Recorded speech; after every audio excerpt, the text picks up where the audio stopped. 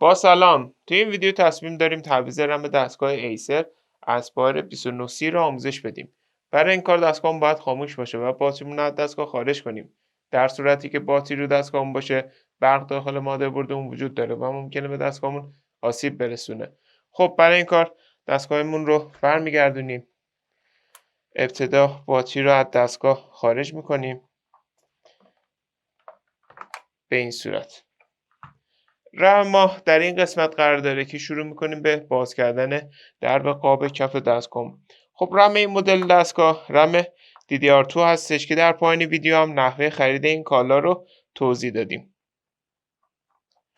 خب بعد باز کردن پیچا با استفاده از ابزار درب قاب رو جدا میکنیم و با فشار دست زبونهای رم رو آزاد میکنیم و رم رو از دستگاه خارج میکنیم. برای جا زدن دوباره رم اونو داخل شیار قرار میدیم و اونو به سمت پایین فشار میدیم. به این صورت ما الان میتونیم رم جدیدمون رو جایگزین کنیم. حالا برای آشنایی با نحوه خرید این کالا به ادامه ویدیومون توجه کنید. برای خرید این کالا میتونید به آدرس www.iranfso.com مراجعه کنید و یا عبارت کامپیوتر افق رو به صورت فارسی در مرورگرتون جستجو کنید. بعد این کالا رو خریداری کنید.